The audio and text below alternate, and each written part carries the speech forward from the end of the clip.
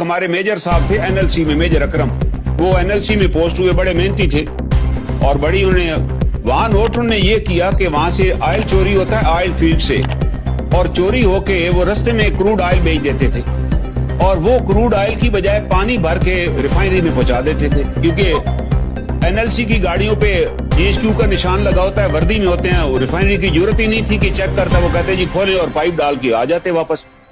उसने कैलकुलेट किया तो पता चला 2 करोड़ की रोजाना ऑयल की चोरी हो रही है। उस मेजर साहब ने जाके रेड किया, उन्होंने बंदे अरेस्ट किए इंटीरियर सिंध में जहां जहां उनकी गाड़ियां खड़ी होती थी, और सारे बंदे अरेस्ट करके उन्होंने FIR दर्ज कराई।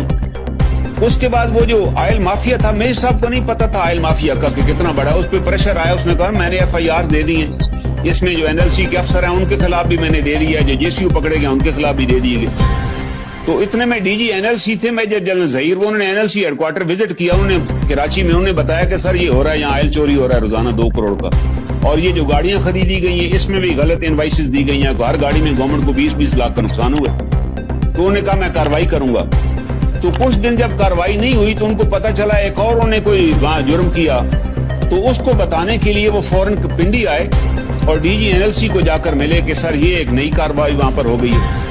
DG NLC ने देखा और उसने कहा कि साथ अपने अफसर को भेजा कि आप इसके साथ कराची जाओ, वहां से एविडेंस कलेक्ट करो, हम कार्रवाई करेंगे।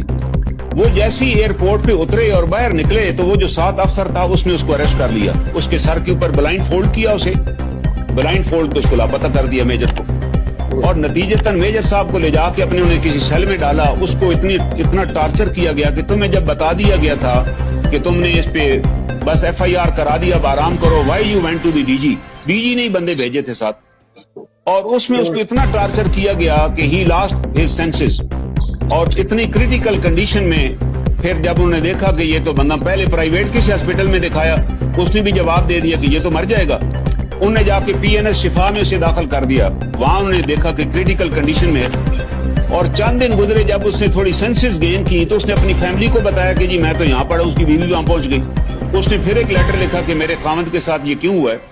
तो आप हैरान होंगे कि कोर कमांडर कराची जो पार्ट था इस पूरी गेम का, उसने COMP को कहा कि इसको जाके हॉस्पिटल से उठा लो। COMP ने कहा कि सर वो हॉस्पिटल में दाखिल है, मैं कैसे उठा सकता हूँ। साहब कौन सा कोर कमांडर? ये एहसन सलीम हयात साहब थे, वाइस चीफ जो बाद में बने। अब उन्होंने, अब COMP बड़ा कानूनी आदमी था, उसने कहा जी मैं ऐसे तो नहीं उठाऊंगा, मुझे रिटर्न आर्डर है। तो कोर हेडक्वार्टर ने रिटर्न आर्डर दिया कि पिक अप द अफसर, उसको वहां से रिसीव करो। वो गया वहां पे, उसने डॉक्टर ने एहतजाज किया, उसने कहा सर आप जो इसकी इंस्ट्रक्शन देना चाहते हैं वो लिख कर दे दें, हम इसका खुद ट्रीटमेंट कराएंगे। वो हॉस्पिटल से फिर उठा कर ले गए और MP की किसी बैरक में जाके डाल दिया विदाउट एनी ट्रीटमेंट। जब वो दोबारा मरने वाला हो गया तो उन्होंने उसको कंसिडरिंग में डेड बॉडी बाहर फेंक दिया किसी जगह, और अल्टीमेटली वो जो सिपाही फेंकने गए थे ना, उनमें से किसी सिपाही ने दोबारा NLC से राब्ता किया, वहां उसकी फैमिली का एड्रेस लिया, उसकी मिसेस को जाके बताया कि आपका मियां तो वहां पड़ा हुआ। वो फिर बेचारी आई, उठाकर ले गई और उठा के अपने गांव लोधरा चली गई।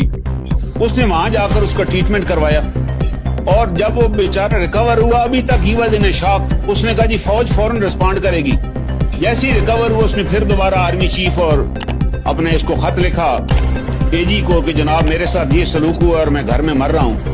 तो जनाब दोबारा एजेंसीज एक्टिवेट हुई, लोधरा में उसके घर पे रेड किया, फादर इन लॉ के घर पे, उसको फिर उठा कर ले आए और फिर ला के किसी सेल में डाल दिए। वो फिर 6 महीने सेल में रहा। फिर एहसन सलीम हयात साहब by that time vice chief बन गए, उनको सारा केस पुटअप हुआ, साथ इंक्वायरी रिपोर्ट भी पुटअप हुए कि ये 8 अफसर हैं, जो और भी 8 अफसर, इन सबका कोर्ट मार्शल किया जाए।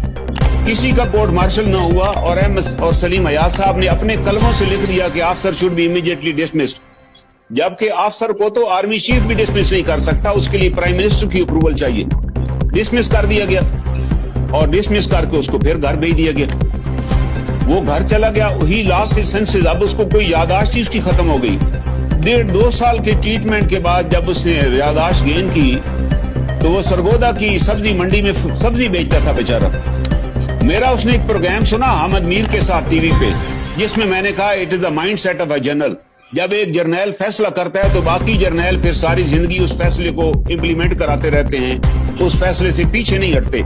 जो फैसले मुशर्रफ कर गए یہ بعد میں اس کے successor they will follow the decisions of Musharraf, چاہے سارے جہنم میں چلے جائیں، they will never bother this thing. تو اس نے وہ میرا پروگرام سنا، وہ میرے پاس پنڈی آ گیا اور اپنے مجھے اس نے ڈاکومنٹ سارے دکھائے۔ میں نے کہا تم دوبارہ کراچی جاؤ، لوگ بھول چکے ہوں گے تم، وہاں سے جا کے پی این ایس شفا سے اور ایم پی کی یونٹ سے سارا ریکارڈ اکٹھا کرو۔